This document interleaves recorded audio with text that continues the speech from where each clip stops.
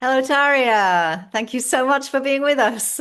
Hi, Shauna. I'm so happy to be with you. I'm just so happy to be with you and your audience. Thank you Uh, for the invitation.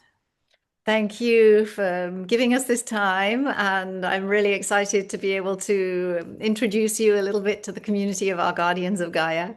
Uh, And perhaps I will start by just saying how I know you directly, and then present your more, official background and everything. But just wanted to say that I haven't known you directly for so long. I first met you on the global dream symposiums that you offer with Jocelyn. So online from, that distance of the Zoom, and so appreciate your how you receive and kind of magnify, cherish, and bring forward all the best from the collective dream body. Something that I just find it's such a beautiful initiative. So that was how I first got to see you. And then I had the wonderful surprise of discovering that you were one of the participants as I was preparing to go to Egypt with Jocelyn Starfeather, so the other person you do the Global Dream Symposiums with. And what I discover is you've been doing them for 10 years. That's such a beautiful offering. They're free, and it's a really beautiful offering. So thank you already for that. It's really precious. Everybody is welcome to those. They're just wonderful community dream symposiums where we listen to each other's dreams. I'm so glad to know you've been enjoying them, Shauna. That's great. Well, thank you. And so then, yes, my the great surprise was realizing that I would be on a pilgrimage with you in Egypt, led by Jocelyn Starfeather. So this was in February this year. And with Jocelyn, there were Cynthia, who was leading our cacao ceremonies, and Voxy, who was helping us with water ceremonies and chakra activation work. And you came as a participant, but an extremely active one because you offered to gather all our dreams, just in an informal way as we were able to chat from around breakfast or in the bus or whatever, and then would deliver us your daily podcast of the real news. This is what's really happening, folks. And that was such a rich experience for us on that trip. And I remember having lunch with you one day and discovering we had a common friend. Who I haven't met yet, but I'm really looking forward to, Veronica Goodchild. But I've followed a course of hers. And so even though I've known you only for a short time, I feel like I've known you for a long time in certain ways, and just very, very glad to spend this time with you. So, for the people who don't know you so well, let me just say some of the experience that you bring to us today. So, Taria lives in Asheville, North Carolina, where she has a private practice offering dream analysis, psychological and spiritual guidance to clients from all parts of the world. Taria has worked intensively with her own and other people's dreams for more than 50 years, and for nearly 30 years has been an avid student of indigenous ways of knowing and being. In addition to her one-on-one sessions with clients, Taria also conducts a monthly global community dream symposium, wherein persons from all over the world come to share their dreams and listen to the collective dreaming mind. She conducts small, dry, private dream groups and teaches to a wide audience in regular lectures and interviews. And Taria also offers private oracular readings upon request. That sounds very enticing too. So, welcome to you, Taria. Is there anything else you'd like to say that I didn't mention in the introduction? No, I will just reflect back to you how I felt like I'd known you forever when we met. It felt so comfortable. It's like, oh, my sister. It was, so I'm just so happy that we found each other again. It just feels like an old friendship rather than a new one. Right. So yeah, Yeah. it's Yeah. lovely. Yeah. Thank you. Thank you. Well, we will be able to say more at the end about offerings that Taria has coming up, because I'm personally very excited about one that's coming up soon, but you'll tell us more about that later. Let's dive into the questions that I would like to ask you as a guardian, because let me I mean, Taria is obviously a guardian of many, many things, but to summarize, I'm going to say I would call you a guardian of the dream space. Mhm. And a really important aspect that I learned while we were in Egypt of beyond thought. And maybe before I start with my other question, maybe you'd like to start by just explaining to us why I say that. Oh, okay. So yes, I think that it was a dream. I think you know about my interest in that.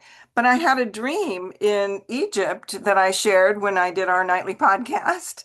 And you really picked up on it and resonated with it. I love that you did and that you remembered it because you kind of reminded me of the dream in a later conversation. It's like you had that dream, and I went, "Oh yeah, thanks for reminding me." But in the dream that I had while I was in Egypt, I was part of a community that was, if I can remember it right, there was probably more to it than I remember right now, but we were very actively um, preserving and defending this terrain of the world beyond thought. And so we were organizing and doing the things one does, to to defend, a whole territory or whole terrain or something, but it was beyond thought. That was what we were um, awakening the need to defend this territory. And we were actively doing that. And I felt like that was the terrain that we were defending while we were in Egypt. I felt that kind of belonged to all of us. I think that in part was our community. We were defending this because Mm. rational thought didn't build those temples and pyramids. It was a whole dimension of our being that we were defending, I think, by being there and acknowledging and recognizing and empowering and activating that Yeah. terrain together. So that's how you added that to our inquiry today. And I'm so glad that you did and that you picked up on that and that you love that because I certainly do too and have a long time. I can say more about that. So, Yes, yes, I'm sure you can take us further with that. There's something I really enjoyed because after our time in Egypt, Jocelyn shared a beautiful podcast, podcast, a video, an interview she had done with you a couple of years ago uh-huh. called "Don't Think," Right. and you shared in that video your just, I mean, there were many gems in there, but one of them was when you said that, in your opinion, thought has eradicated some of what we know.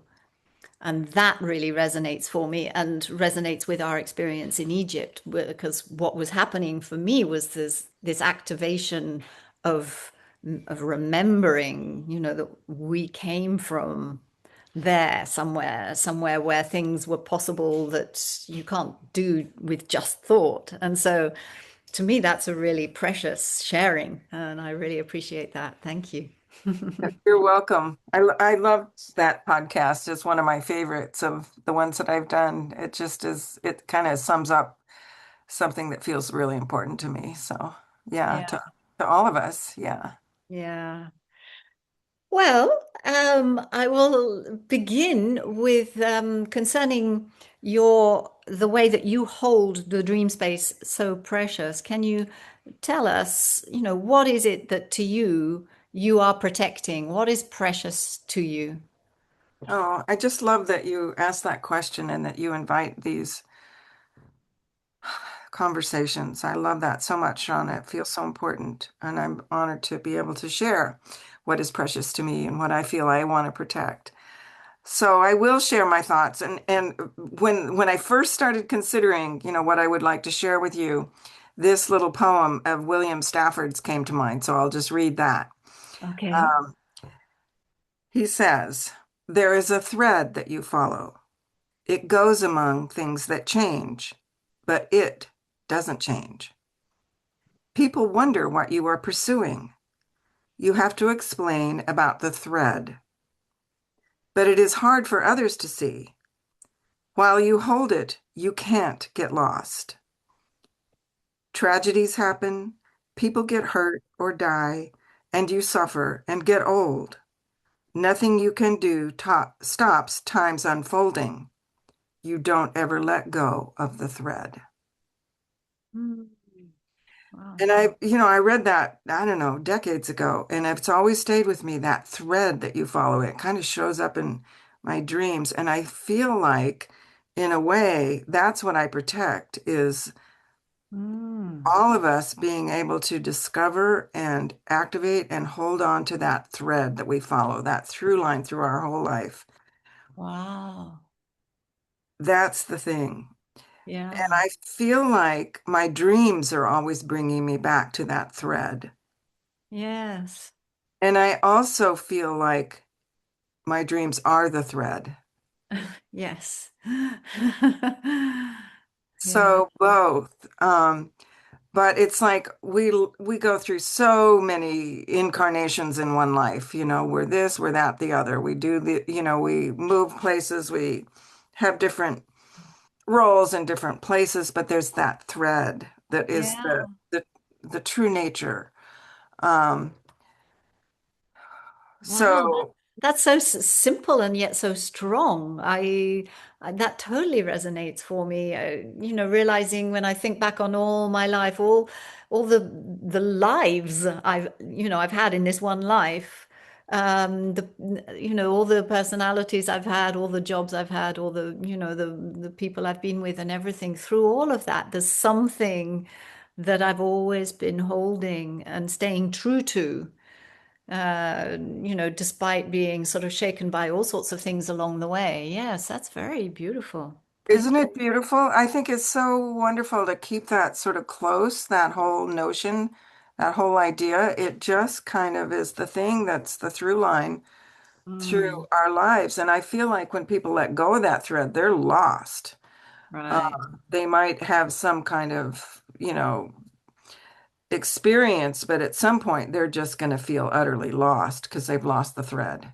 Yeah. And so that it's getting back to the thread that will be part of their journey home to themselves and Mm, their recovery and healing from, when we let go of it uh, and hopefully it never lets go of us. It's like it's always waiting for us to reconnect.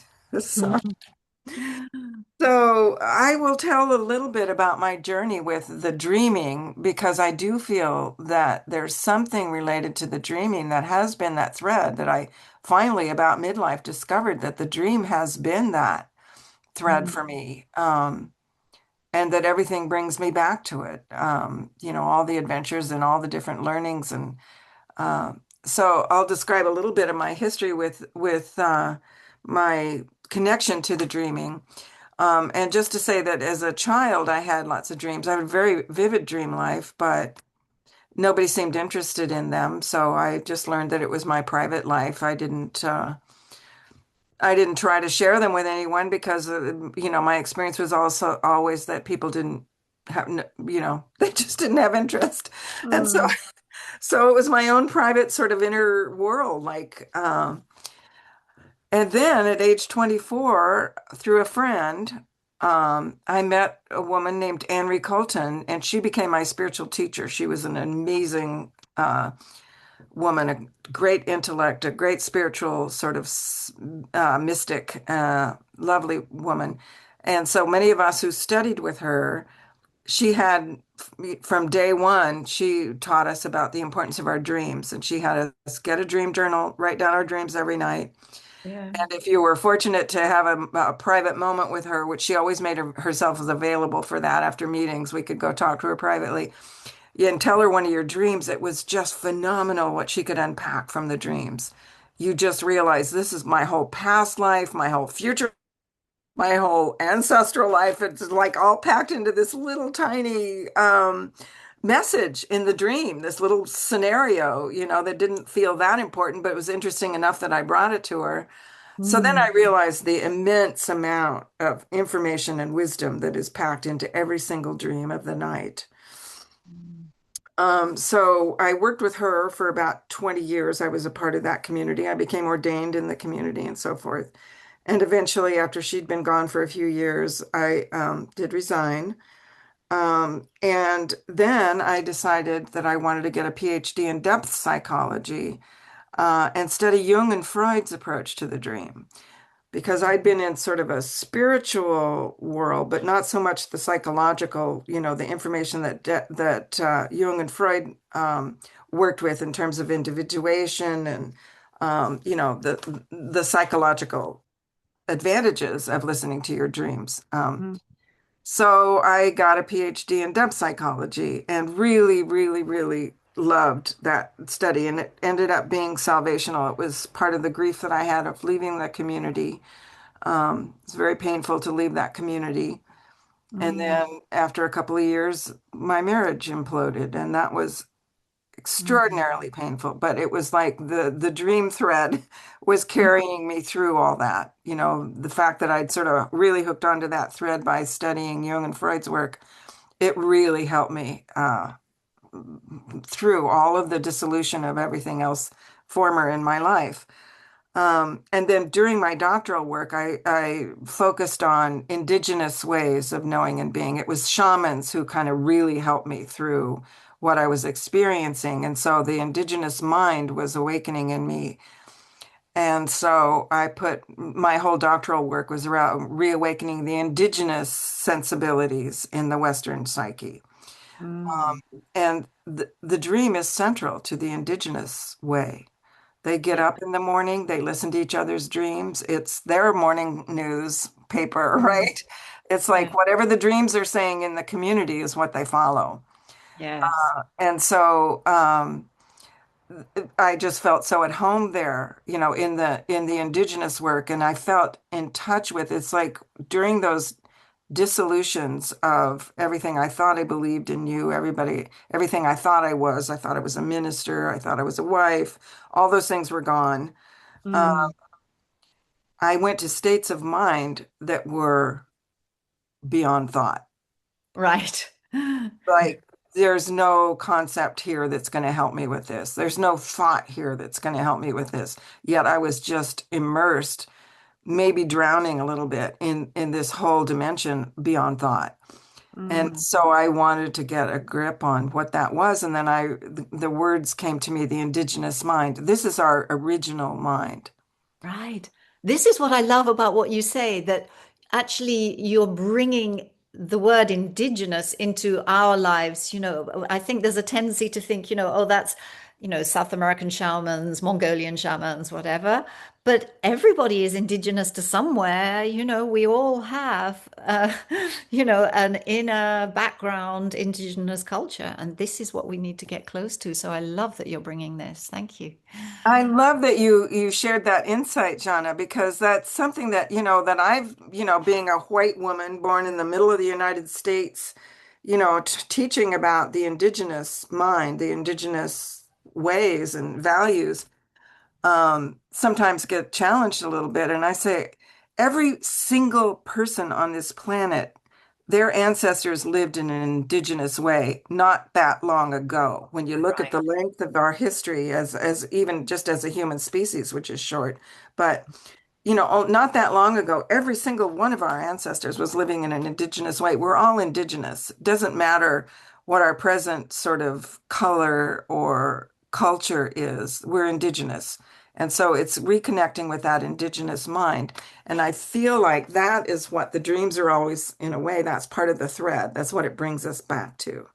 Yeah. And the dreams are ever in service to bringing back to that self, not necessarily the self that we've constructed based on, our current identity, ancestry, um, even, biography, any of that. It's bringing us back to something much more original and much deeper than that.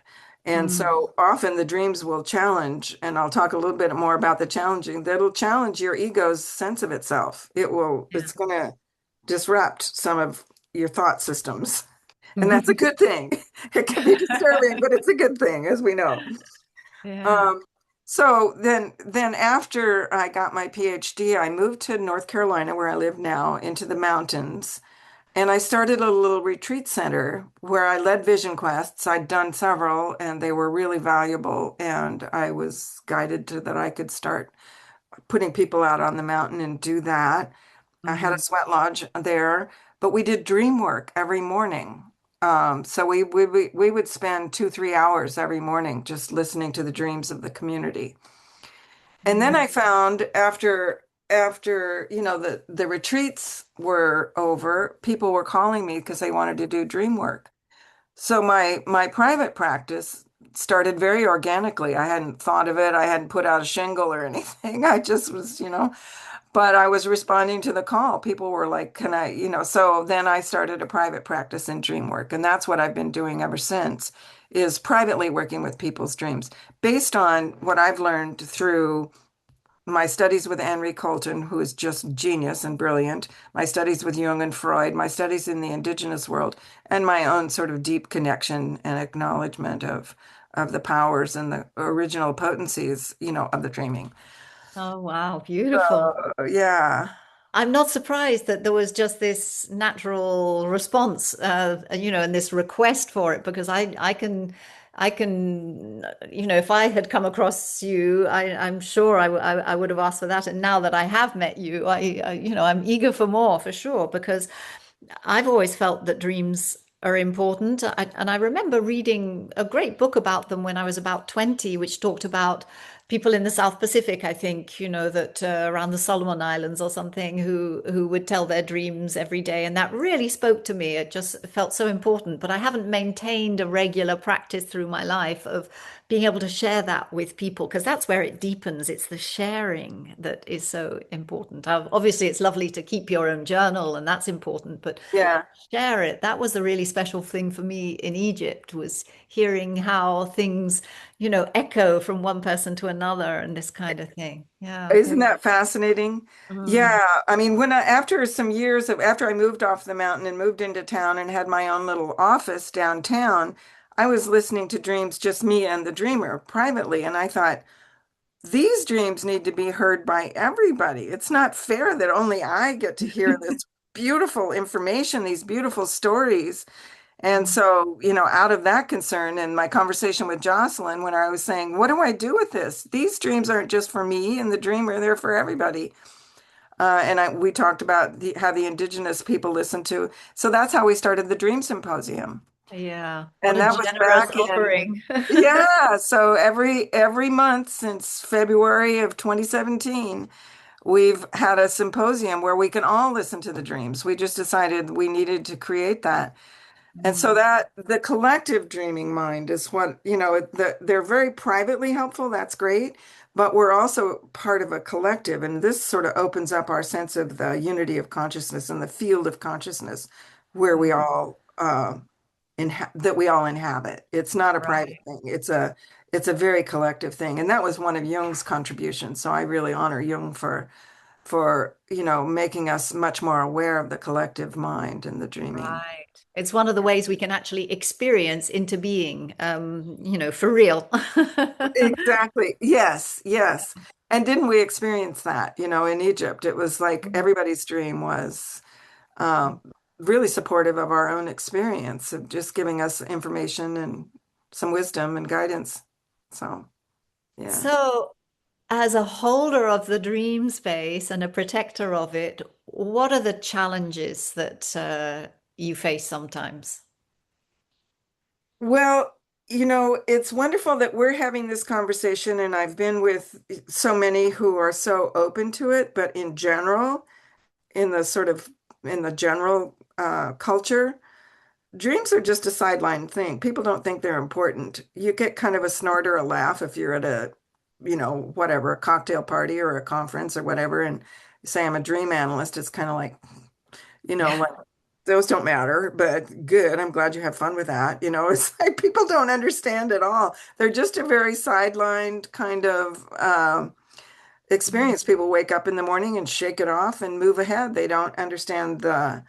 the importance that it's like throwing away their deepest nourishment and healing medicine and guidance and wisdom. And so, you know, I certainly confront that all the time in the collective psyche, even with people very close to me. You know, I've been doing this for 50 years. Don't even ask. They don't, it's not something that they, you know, Oh, so you learn to, so of course, as we all do, you know, we have our private interests and concerns, but you learn to just not try to impose certainly your own, you know, interests on somebody who's just not interested. mm. Here's the story. This kills me. This was, I wish I could remember the year. It would have been maybe in the late 90s, uh, probably in the late 90s. I was in London. I used to go there for a week every year to see both of my sisters. I had a sister who lived in Austria, a sister who lived in India, and a mother who lived in Iowa, and I lived in California. So we met in London every year. It was sort of a central location, and we had theater and so forth. So, there was a at one of the museums there was a an exhibit about dreams.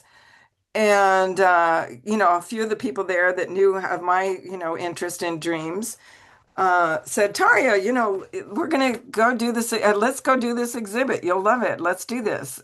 So because of my interest, they we made a little afternoon plan. We went to the exhibit.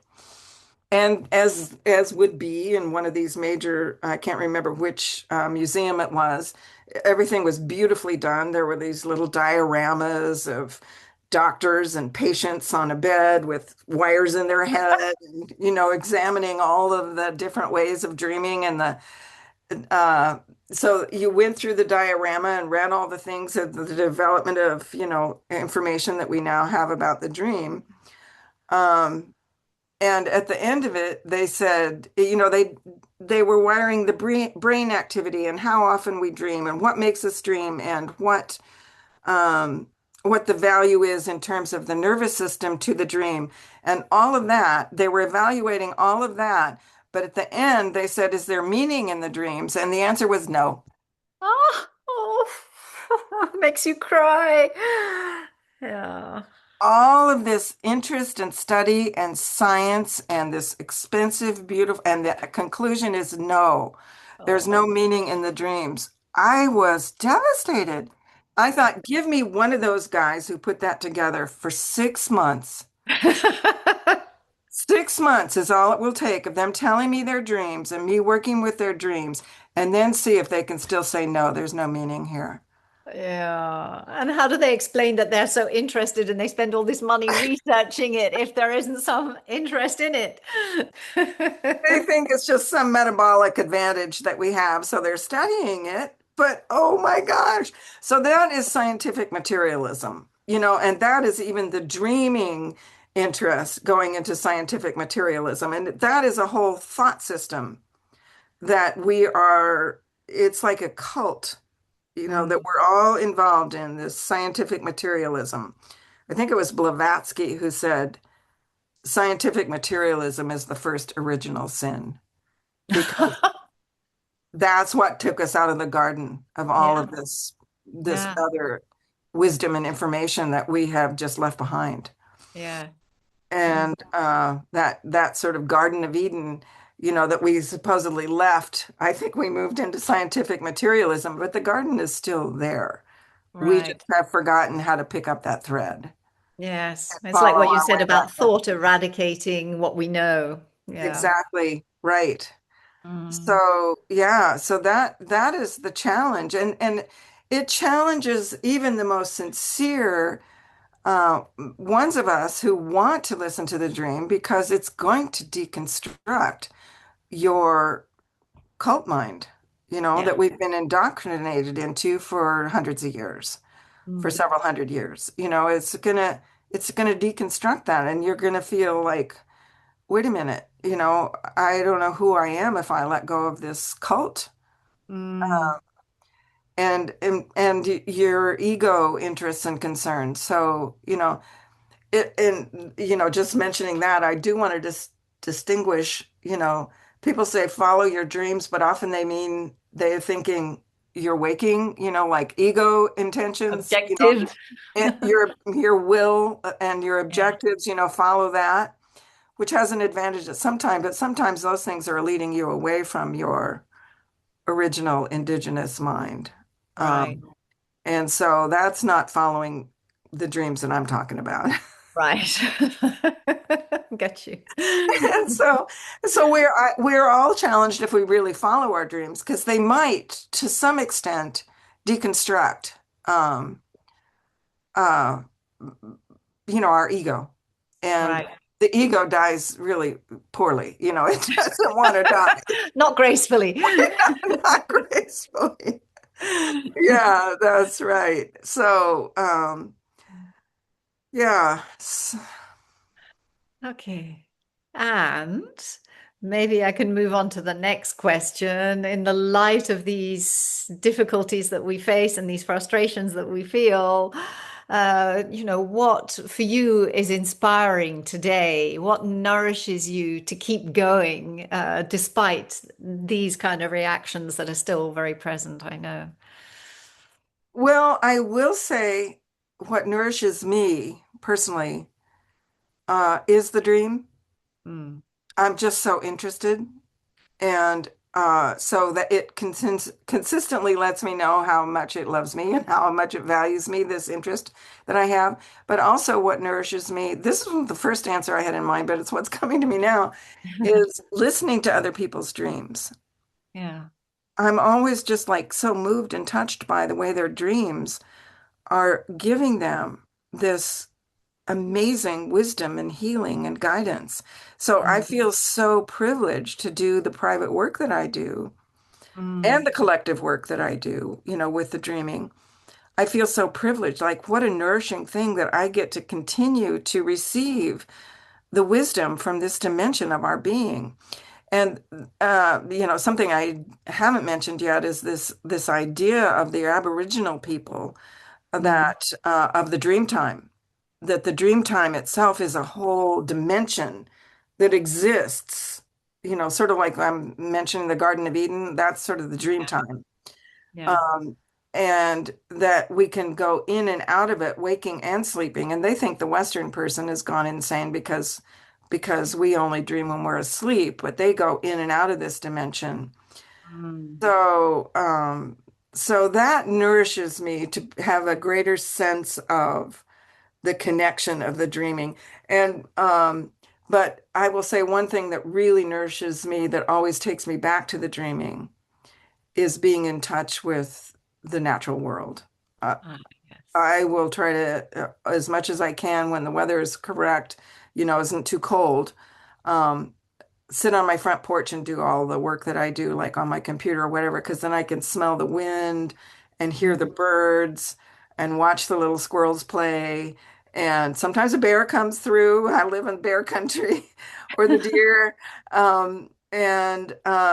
yeah, or a bunny, that sits and regards me for a while. I have stories about those, so all of that continually nourishes my sense of connection to this mm, greater consciousness, this that we are all uh, immersed in and connected to. And the more that I reconnect with that, it mm. keeps me, it keeps me, I think, metabolically, you know, Mhm.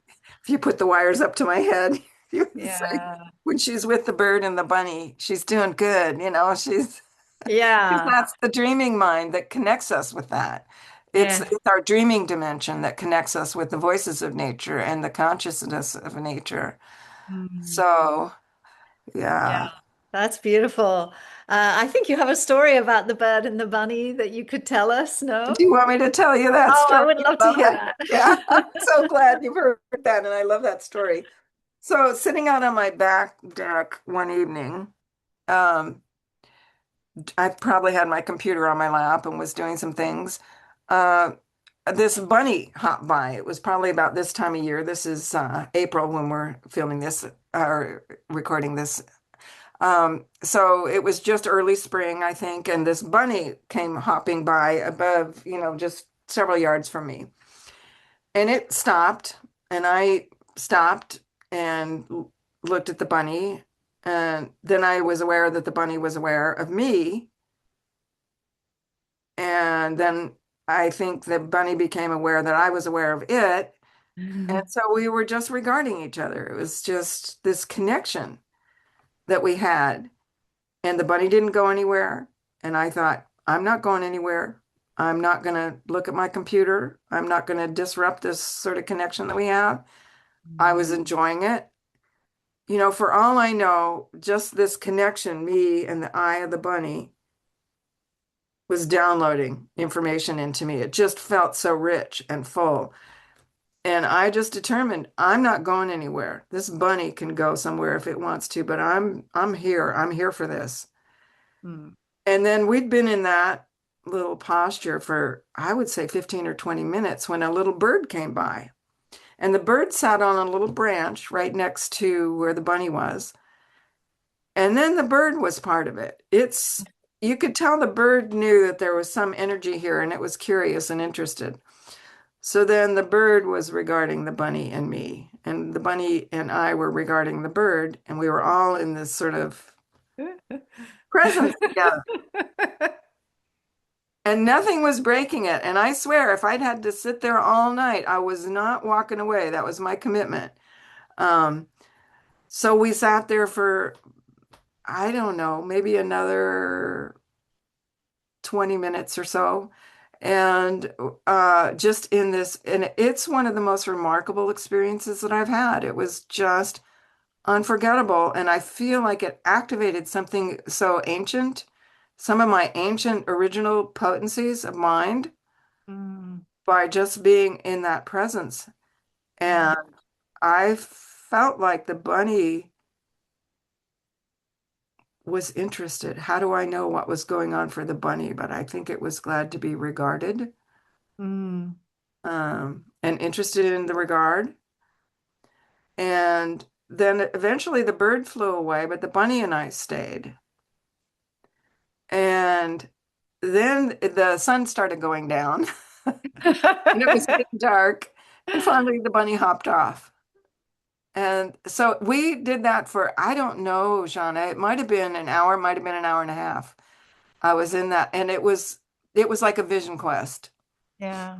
And I Mm. think, if your listeners, if you ever have that opportunity and you feel regarded and you're there for it, let yourself surrender to Mm. that kind of regard.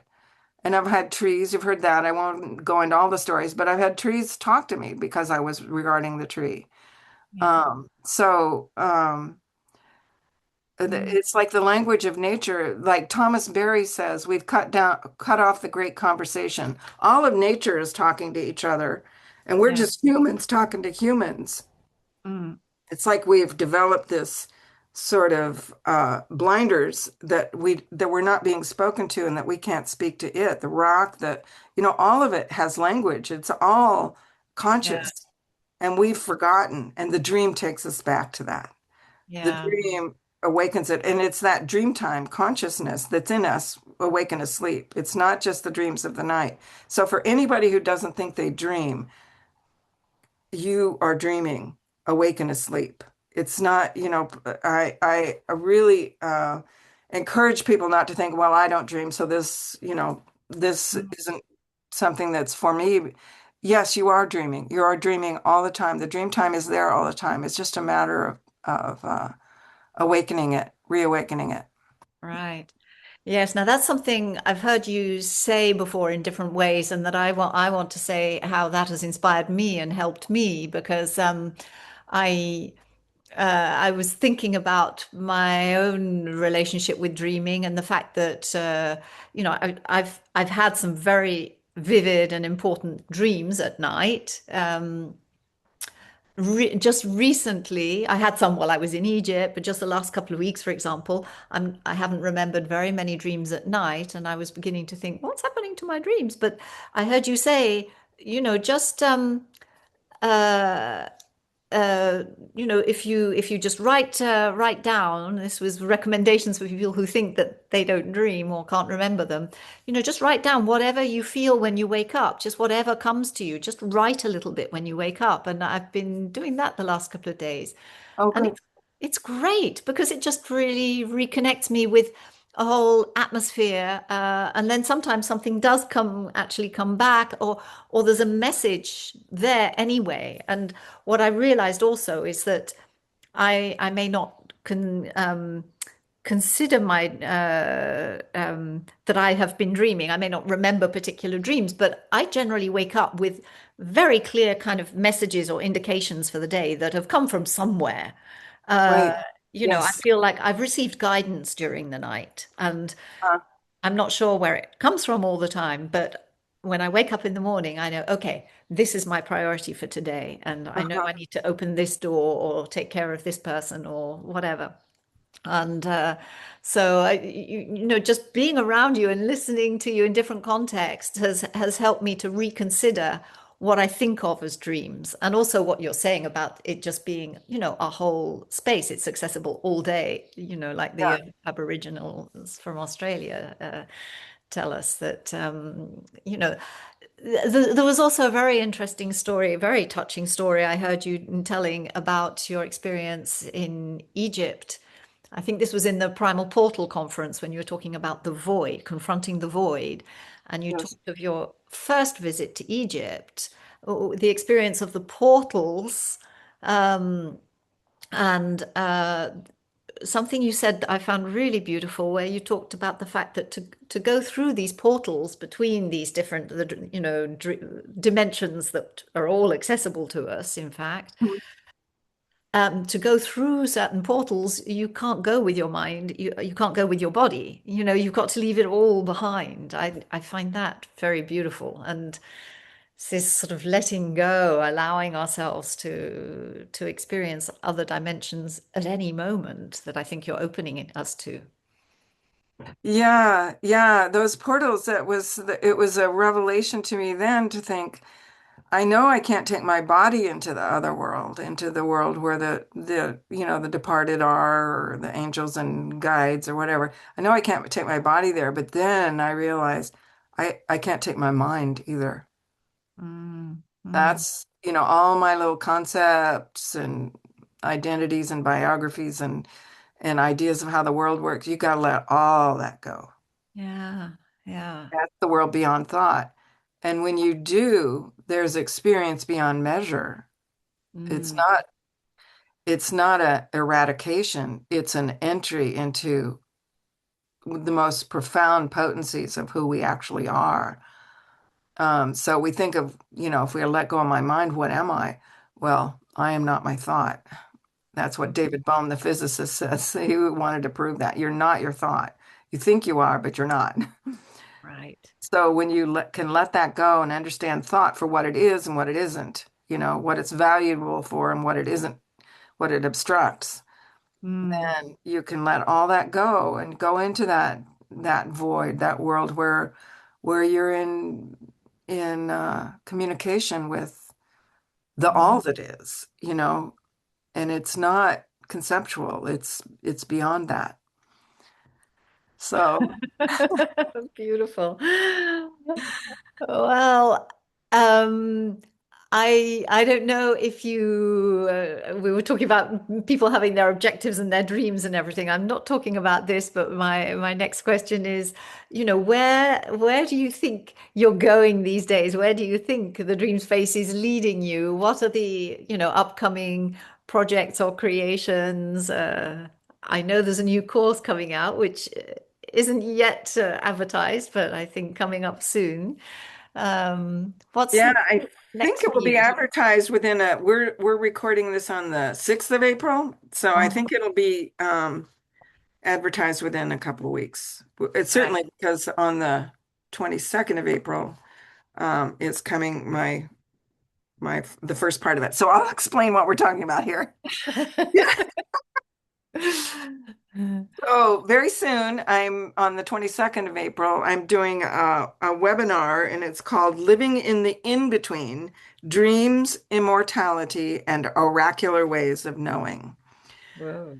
So I'll be talking about all these things. This is a little maybe trailer for today, like a preview of, I'll talk for a couple Teaser. hours. Yeah. About all this. And Mm. then soon after that, I'm starting a 5-week course to work with all of these ways of thinking and beings. And it's called Dreamwork, Entering the Invisible Realms and Consulting the Oracle Within. Oh, beautiful. Mm. So, yeah, and that'll be a 5-week course through May and and then the last one is the 3rd of June or something. So, Mm. mostly through May. Mm. So, yeah, so that's the next thing that's coming right away, talking about all this. Yeah. And then I'll just see where spirit, where the dreams lead me. I'm doing my private work. People can contact me with that. I'll be continuing the Dream Symposium. Jocelyn and I are fully committed to that. And I do lectures, podcasts, things like that to try to promote this sort of awareness that, Mm. so take it out. It's like I was reading the New Testament recently. I'm rereading it for the first time in 30 years. And Jesus talked about the stone that the builders rejected has become the cornerstone. And I thought the dreams are the stone that the builders rejected. And now, Ah, how can we make it the cornerstone again? Where wow. Yeah. Imagine if governments and, people, it's like these dreams have been around since the beginning of time. All the scriptures and myths and stories, they're all about the dreams. Yeah. How we just rejected that stone. Mm. I think we need to put it back where it belongs and make it a cornerstone of how we conduct our lives and thinking. And Beautiful. And do you see signs of this happening collectively? I mean, you're obviously in touch with people who are mostly interested in what you're doing. So I guess you must feel like there is a movement in that direction. Yes. I do. I feel like we're if they're not articulating the dream or dreams, they're getting in touch with the dream time. Yeah. And that's the thing, I feel like people are understanding that we are all part of a field. There's a Mm, field that we inhabit. And we're getting away from this idea that we are the consciousness. It's the consciousness is everything and we are part of it rather mm, than the consciousness being generated in our own brain.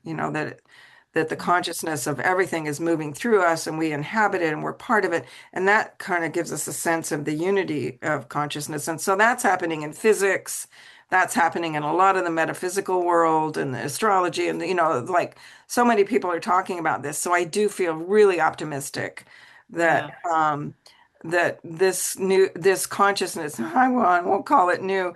It's the new Earth, which is really the old, that is being born, and we're reconnecting with our original potencies. Mm, So I do see that happening, and I think that will, this idea of division and separation and war and hurting people and all of that mm, is just continuing the madness of the world of thought, and all the boundaries and the borders um, mm, that we're defending. It's ridiculous. If we understood the unity of consciousness, none of that would be necessary. It wouldn't be necessary at all. As yes. Buckminster Fuller, who was one of my dear mentors, said, we need to invest not in weaponry, but in livingry. Yes, I love Aren't that. those good words? He said Oh, he was saying that back. He died in 83. He had a whole book called Critical Path that I highly recommend, where we've just got to stop investing. Why would you make weaponry? Why are we investing, spending billions on weaponry when we could do it on livingry? yeah. Like educating people, feeding people. What's the point of not doing that? I don't understand. Yeah. Yes. Totally with you on that. Oh, yes. I've always wished for us to invest all this energy that we invest into defending ourselves, attacking others, competing. Uh, and killing. If we could invest that energy in, loving and learning and sharing and celebrating and laughing. Right. Oh, yes. It feels so unnecessary. So, it's each of our individual work, but then when we collect, do the collective work, I think it's really amplifying it in the field.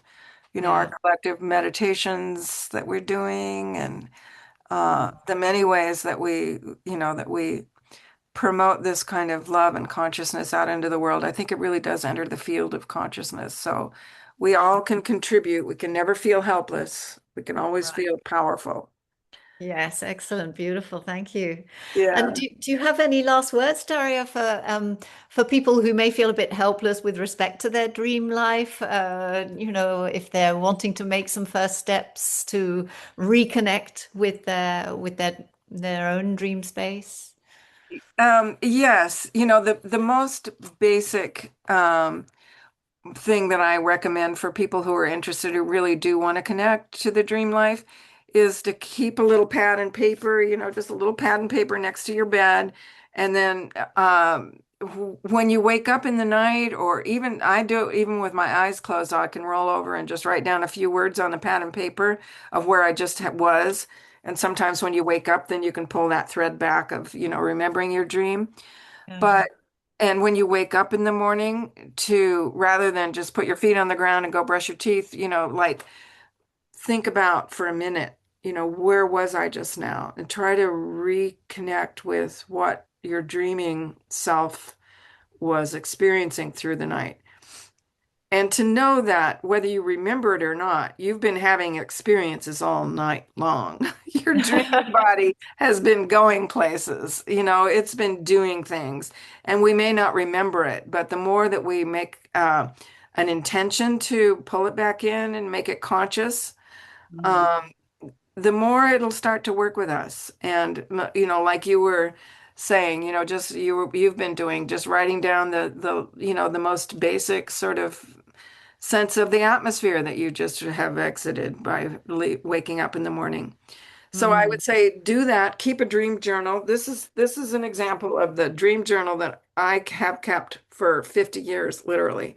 When I was 24, I bought my first volume like this, and it's Oh, 300 pages and so I have the blessing of having a whole library of these books, and I'm keeping it all look alike. But precious. whatever, get a good sturdy book for your dreams and record them. Record whatever you find, and you don't have to understand it. But then when you wake up, see what Mhm. happens next. Like write down your dream, and then maybe the first word you hear through the news or through a conversation or something you encounter will amplify that dream. I find that all the time. Then it's like the whole your whole field starts Mm. responding to what you've been dreaming, and it helps you recognize you're part of a field of consciousness. That happens to me all the time. Um, Oh, that's wonderful. Mm. so I would say pay attention to the field. And one of the things I really want to encourage is talking to your children about it. Mm. Ah, Yeah, just yeah. really That the next listening. generations grow up feeling their dreams are welcomed and Right. Mine weren't, but it wasn't anybody's fault. It wasn't anybody ignoring me. I was well loved, Mm. but for little children to know that, when they wake up with their dreams, that somebody cares. Oh, that's beautiful. Yeah. Yeah, and my own grandson, this is kind of a cute story. I'll end with this, but my own grandson, uh, he had a premonitory dream that he had a surgery, and then he told me it was a appendectomy. Then he Mhm. told me, Nana, he said, a couple of weeks ago, I had a dream where I had an injury and I had to miss school for several days. And then his appendix burst and he had to go to get an Ah. emergency surgery, and he had to miss school for several days. And he said, I dreamed it. And so I said, Stokely, you're just a dreamer. He's had these before. So I Mm. was telling this on a podcast that I did recently. Um, and I was listening to the podcast in the car, and Stokely got in the car. I picked him up from school, And I turned off the podcast and, talked to him a little bit. And then I said, "Do you want to hear a podcast I've been, that I'm listening to where I'm talking?" He said, "Sure."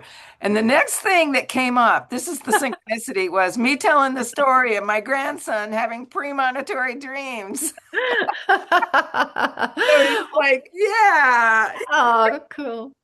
That's yeah, great. The yeah, validation for our future yeah." generations. So he Yeah. felt very validated in his connection to the dreams. So Oh, anyway, that's so important. talk to Beautiful. children about it. Yeah. Ah, thank you. Yeah. Yes, and I'm just, realizing, in validation of my own dreams, I'm realizing that, this community, Guardians of Gaia, would not have existed without a dream that I had, a dream which inspired the book I wrote, Guardians of the Poison Fire, Right. which in turn inspired this community. And that's because I was in a place where I was able to share my dream the next morning I was in a retreat at the time I had the dream.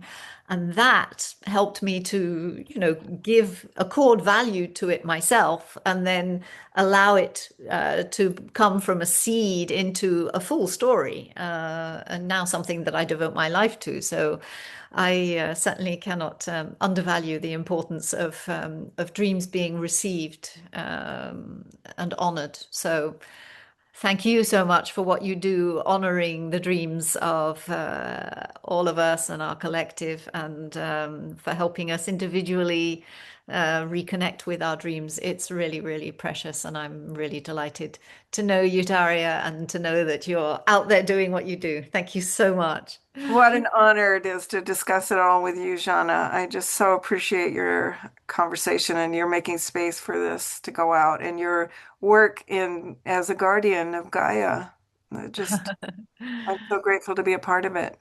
Okay, thank you so much. And for those watching, thank you very much for being with us. And we will, of course, put under the video links to the things that we've been referring to and how you can contact Aria to discover more. So thank you all very much. Bless you, Taria. Have a wonderful rest of the day. Blessings to all your listeners. Many blessings. Blessings to you.